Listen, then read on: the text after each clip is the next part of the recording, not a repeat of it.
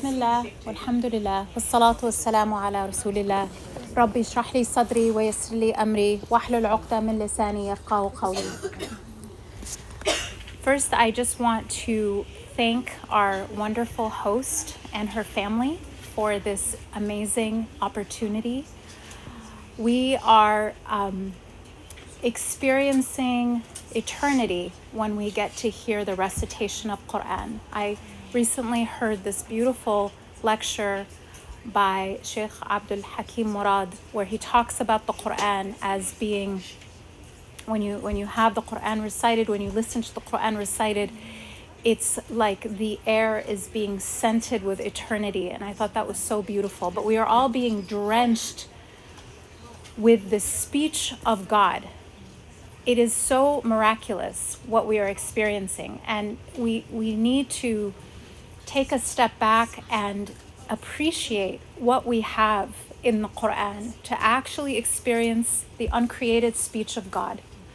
No other religion exists that has this. There is no other book similar to this. It is a miracle. It is a miracle that we get to experience every single day. And then to be able to experience the recitation of other women and to pray behind them is so special and so precious. And I'm so grateful for the opportunity, Layla. Thank you so much. And to the, mashallah, the amazing reciters that have invested the time and effort to perfect this, to master this beautiful science of tajweed and of recitation, to beautify the way they recite for the pleasure of Allah, for the pleasure of the angels who are all around us listening, and for other sisters to hear and for other people to hear, period.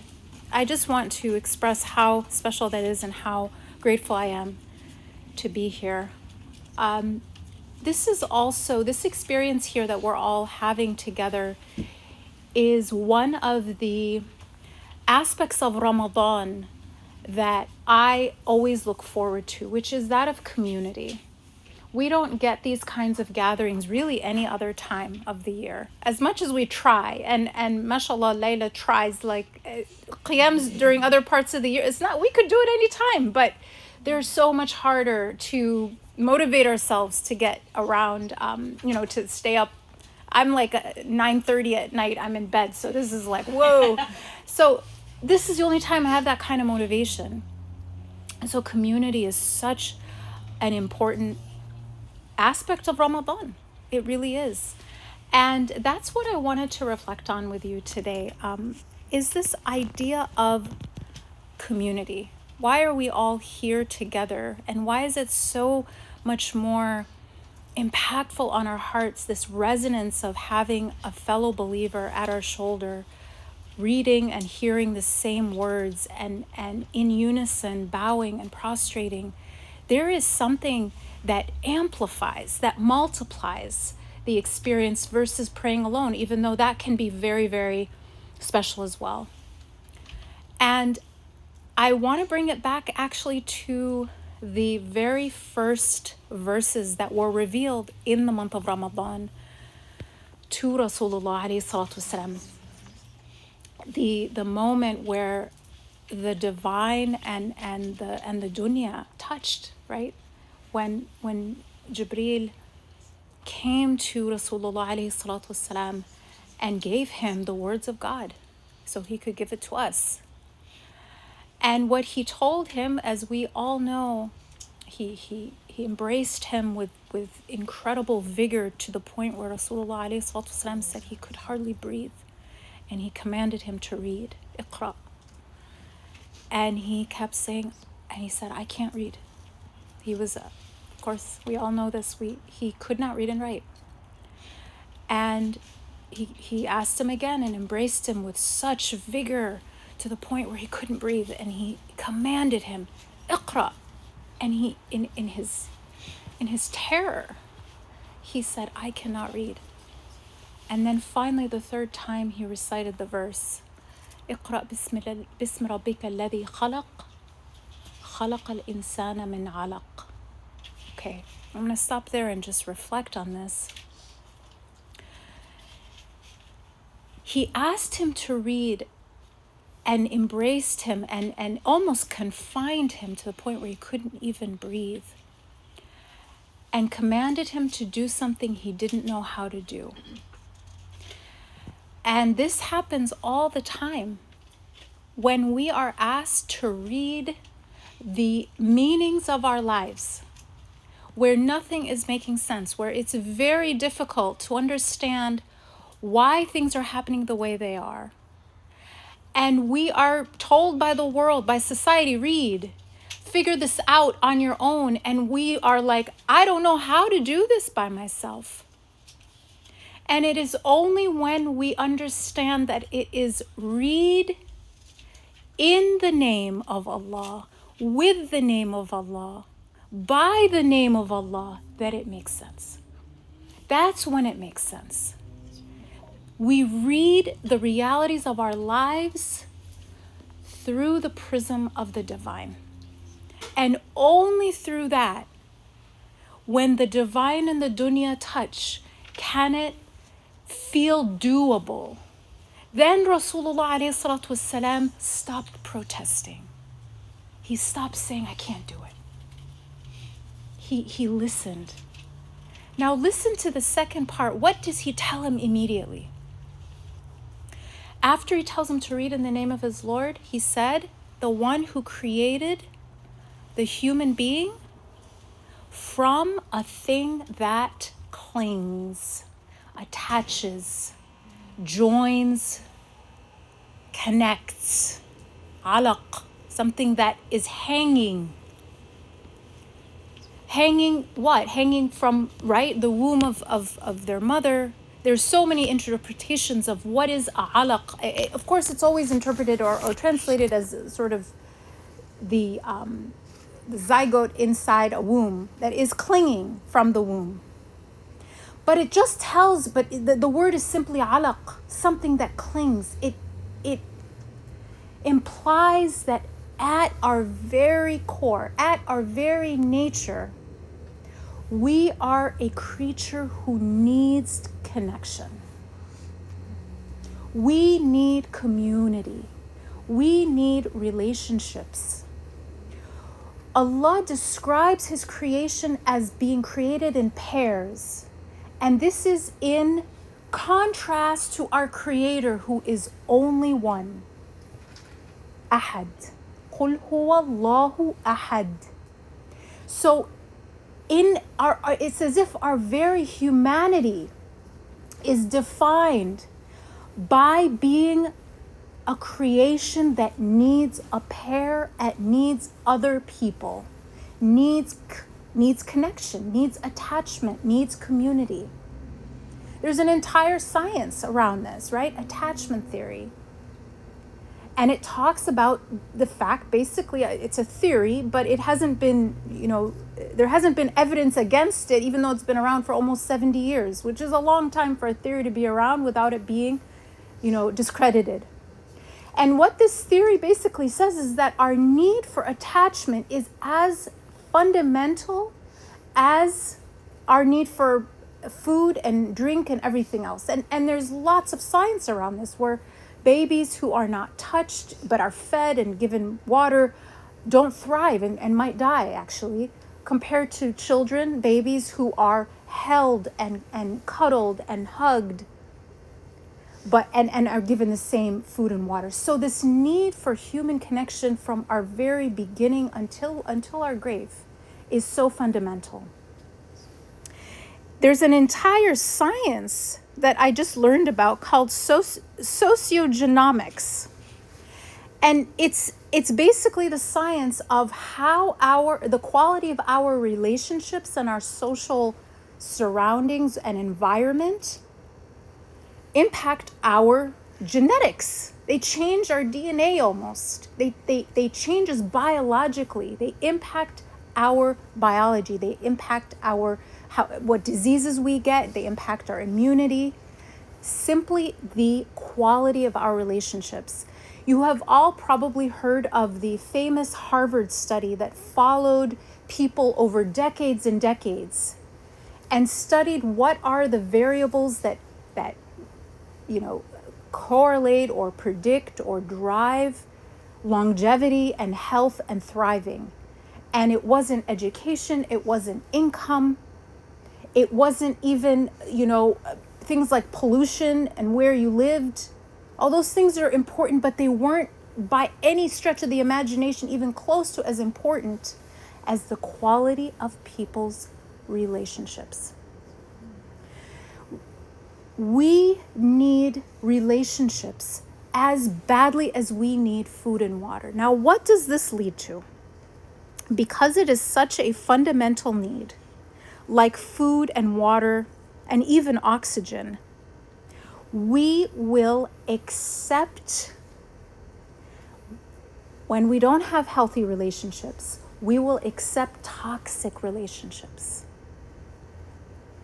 as a substitute. Exactly like if you are starving and all you have is junk food or stale bread, or even something that might actually be harmful to you, might actually be hurting your health, you will eat that because you need to eat.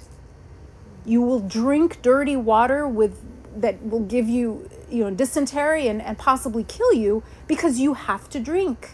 And so this is what happens to us as human beings. We will take a substitute. We will take toxic over nothing. And so what I want to talk about is that belonging being such a primal, fundamental need, that we can accept even toxic group dynamics over being alone.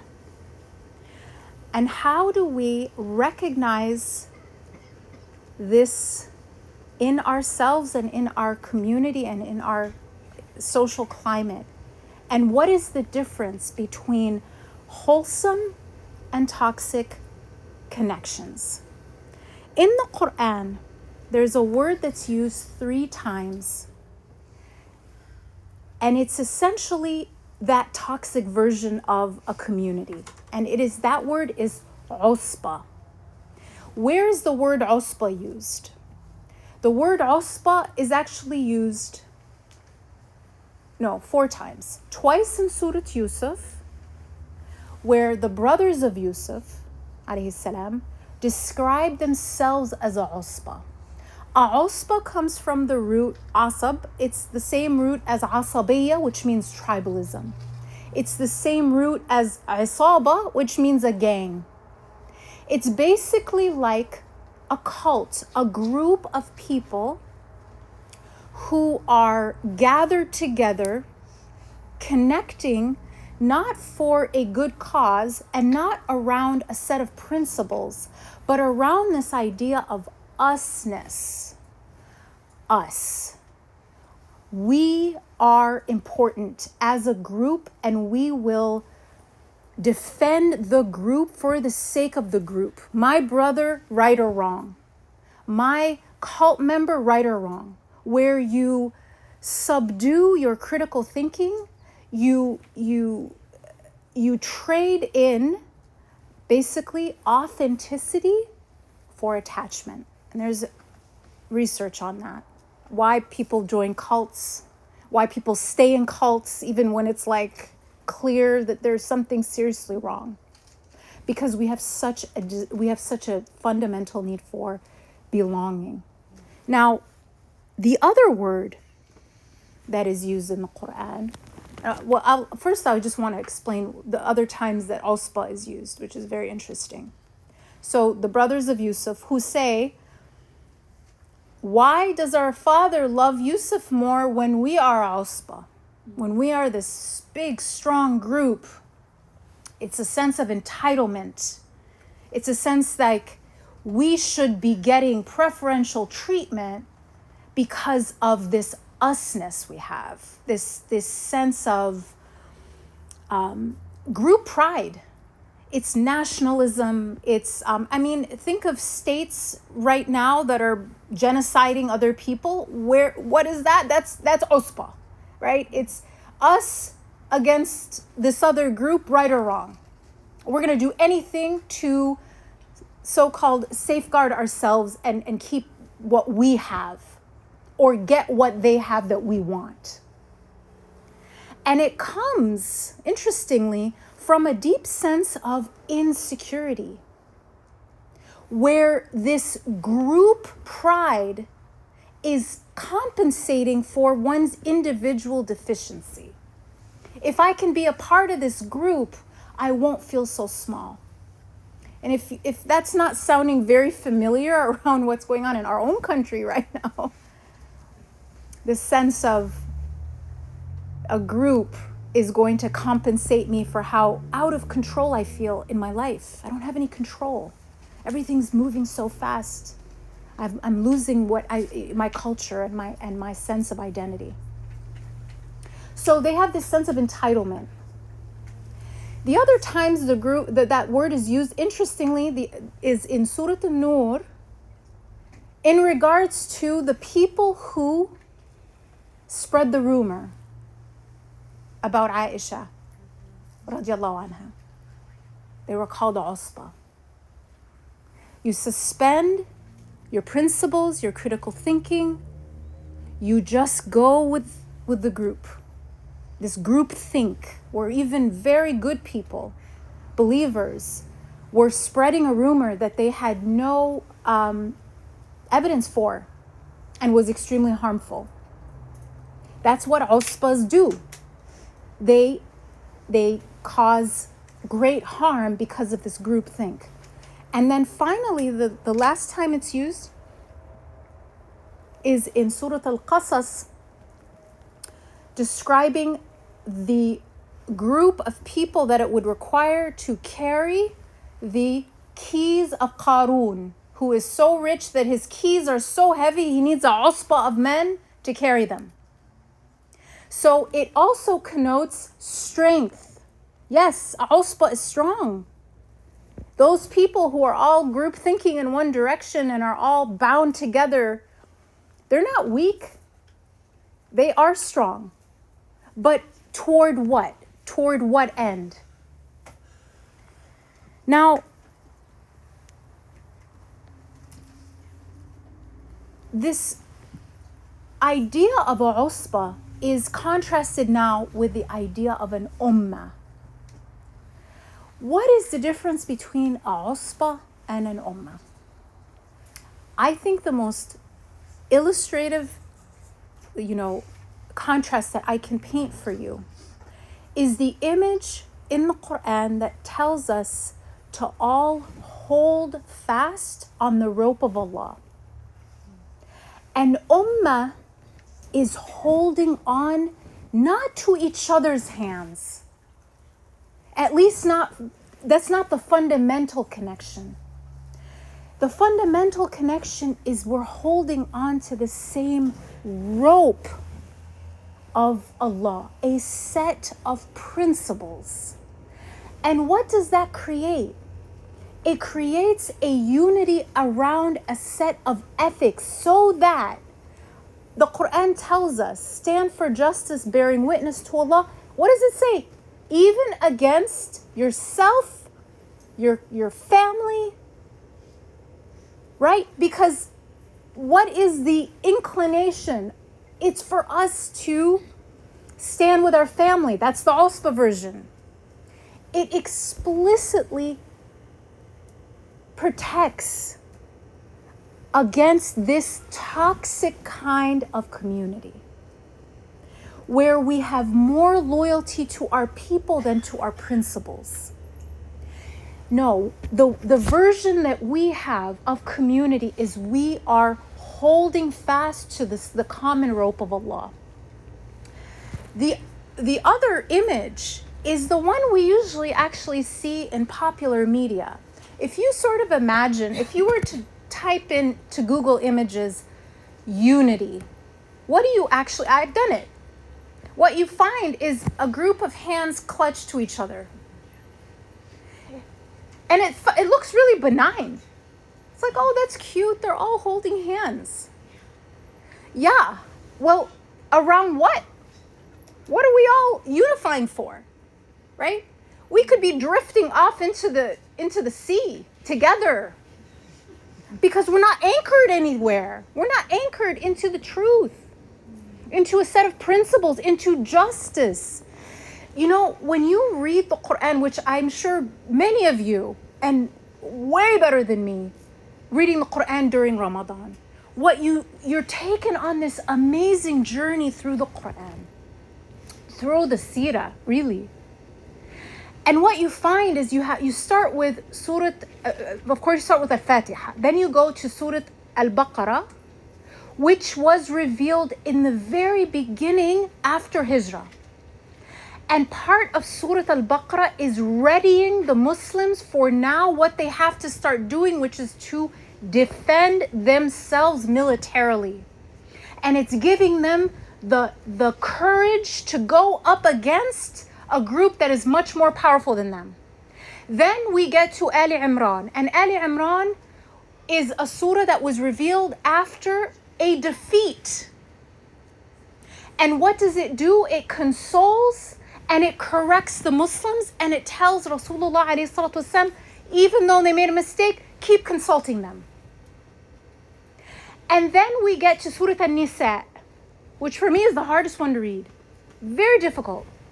And it's, what is it dealing with? The most vulnerable, the orphans. Because the first order of business after the Muslims make a mistake that causes martyrs to be taken and widows to be created because of their own mistake and their own disobedience of Rasulullah. The first order of business, alayhi salatu wasalam, first order of business by Allah is console, correct, like a loving parent. And instruction to know, don't give up on them. They still deserve to be consulted. And then policy-wise, so you first deal with their emotional needs. Then policy-wise, what's the most important thing? It's not the economy or the infrastructure. It's the most vulnerable. What are we going to do about the orphans? Don't you dare exploit them. This is how they must be protected. This is how you treat the orphans and the widows. Think about how beautiful that is. If our country were to think to deal with policy around a military defeat, would that be our first order of business? We're cutting Medicaid. Our first order of business would be, how do we make sure that we're, building up the military industrial complex more and worrying about our industries and our economy, not the most vulnerable. That's the last thing on the list. That's the things we cut.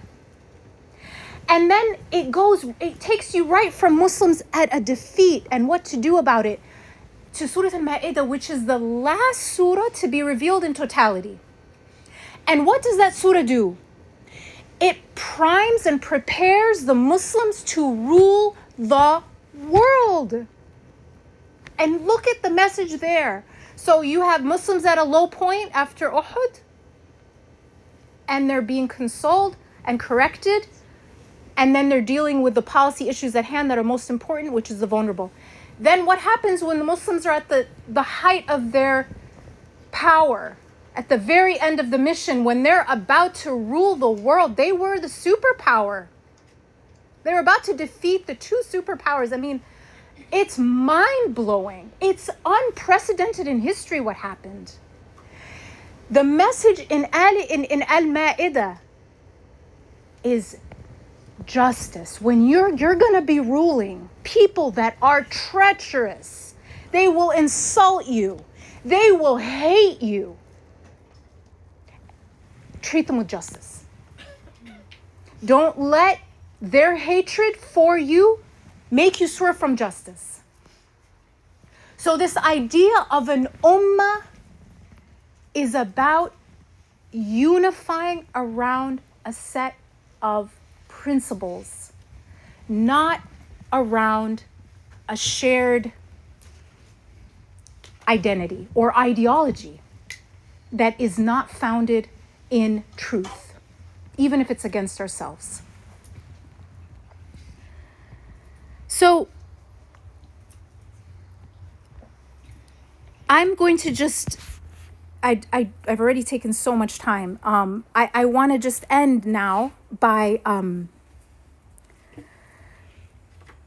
giving just a few thoughts on how do we do this? How do we use this month to build an ummah and to safeguard our community from cult-like characteristics? And the first thing is we have to, it's about inside out growth. So Ramadan is a time where we are learning taqwa, where we are learning self-restraint. One of the most important aspects of quality relationships is the ability to regulate our impulses and emotions so that we are treating other people in a manner that is aligned with our values. And Ramadan teaches us this. Ramadan is a practice and a